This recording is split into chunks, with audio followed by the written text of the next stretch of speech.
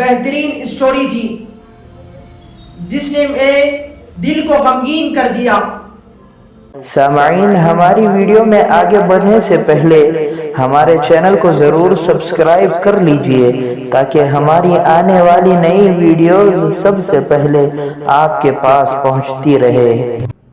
السلام علیکم ورحمۃ اللہ وبرکاتہ۔ امید ہے آپ سب خیریت سے ہوں گے۔ اللہ آپ لوگوں کو ایسے ہی خوش رکھے۔ ایک پوسٹ میرے فون پر آ پہنچا۔ جب میں نے اسے پڑھا تو اس میں ایک بہترین اسٹوری تھی جس نے میرے دل کو غمگین کر دیا۔ تو میں نے چاہا کہ اس اسٹوری کو آپ لوگوں کے ساتھ شیئر کر دیا جائے۔ ایک چوہا اپنا بل بنا کر، گھر بنا کر ایک کسان کے گھر میں رہتا ہے، اور وہ ایک دن دیکھتا ہے کہ کسان اور اس کی بیوی تھیلے میں سے کچھ نکال رہے ہوتے ہیں۔ چوہا یہ سوچتا ہے کہ کوئی کھانے کی چیز ہوگی، مگر جب دیکھتا ہے تو اس میں ایک چوہے دانی نکلتی ہے۔ کسان اور اس کی بیوی چوہے کو پکڑنے کے لیے چوہے دانی گھر میں لے کر آئے ہوئے ہوتے ہیں۔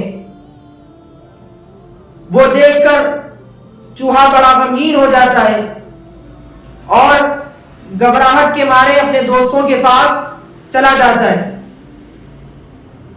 یعنی وہ ایک کبوتر کے پاس جاتا ہے اور اس سے کہتا ہے کہ تمہیں پتا ہے ہمارے گھر میں چوہے دانی آ چکی ہے۔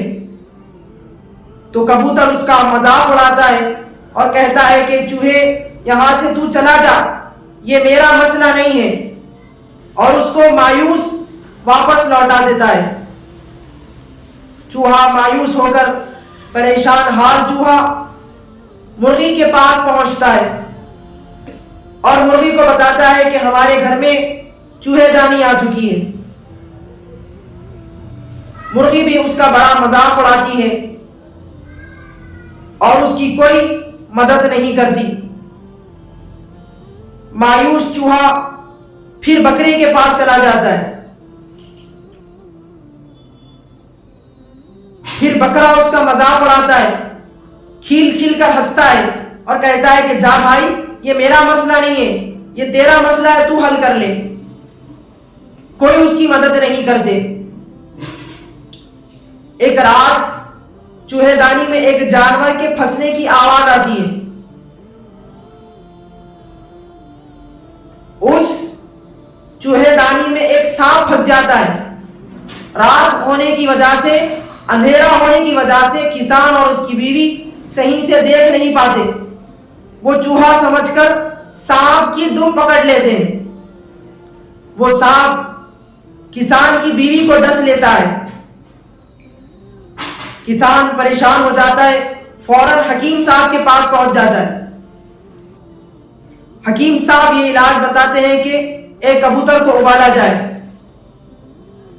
کسان اپنے گھر واپس آ جاتا ہے اور ایک کبوتر کو ذبح کرتا ہے اور اس کو ابالا جاتا ہے۔ ابھی کبوتر ابل ہی رہا ہوتا ہے کہ رشتہ داروں تک کسان کی بیوی کے زخمی ہونے کی خبر رشتہ داروں تک پہنچ جاتی ہے۔ تمام رشتہ دار گھر کو آ جاتے ہیں کسان کے۔ تو کسان رشتہ داروں کی مہمان نوازی کے لیے، ان کی ضیافت کے لیے مرغی کو ذبح کرتا ہے، اس کا سالن بناتا ہے اور رشتہ داروں کو نوش فرمانے کے لیے پیش کر دیتا ہے۔ پھر کئی دن کے بعد کسان کی بیوی کا انتقال ہو جاتا ہے۔ تو اس وقت کسان کی بیوی کے انتقال میں جو لوگ شریک ہوتے ہیں، جو رشتہ دار اس کی میت میں شریک ہوتے ہیں، ان کی ضیافت کے لیے کسان کے پاس بکرے کو ذبح کرنے کے علاوہ کوئی چارہ نہیں ہوتا۔ تو کسان اس بکرے کو ذبح کر دیتا ہے اور رشتہ داروں کو ان کی ضیافت کے لیے، ان کو کھانا دینے کے لیے بکرے کا بہترین سالن بنا کر ان کو پیش کر دیتا ہے۔ میرے عزیز دوستو، یہ اسٹوری بے حد گہرائی تک پہنچ کر سمجھنے کی ضرورت ہے۔ ہم لوگ مظلوم کی مدد نہیں کرتے، اس کو دھتکار دیتے ہیں، اس کے غم کو ہم نہیں سمجھ پاتے، اس کے درد کو ہم نہیں سمجھ پاتے اور اس کو مایوس لوٹا دیتے ہیں، جبکہ برا وقت کسی پر بول کر نہیں آتا۔ جیسا کہ آپ لوگوں نے سنا، چوہا مدد کے لیے ہر جانور کے پاس چلا جاتا ہے لیکن کوئی اس کی مدد نہیں کرتے، آخر میں وہ خود مارے جاتے ہیں۔ تو ہمیں اس اسٹوری سے یہ سبق ملتا ہے کہ ہمیں ہر مظلوم کی مدد کرنا چاہیے، ہم سے جتنا ہو سکے اس کی مدد کرنا چاہیے۔ پتہ نہیں کہ ہم پر برا وقت کب آ جائے۔ اگر ہم کسی مظلوم کی مدد کریں گے تو جب ہم پر برا وقت آئے گا تو کوئی اور ہماری مدد کرے گا۔ اگر ہم کسی مظلوم کی مدد نہیں کریں گے تو برا وقت ہم پر بھی آ سکتا ہے، اور جب ہماری مدد کوئی کرنے والا نہیں ہوگا۔ اسی لیے ہمیں ہر مظلوم کی مدد کرنے کی ضرورت ہے اور ہر مومن کے درد کو اپنے دل میں محسوس کرنے کی ضرورت ہے۔ امید کرتا ہوں کہ آج کا ویڈیو، آج کی اسٹوری آپ کے دلوں پر اپنا کچھ نہ کچھ اثر چھوڑ گئی ہوگی۔ اللہ حافظ۔ السلام علیکم ورحمۃ اللہ وبرکاتہ۔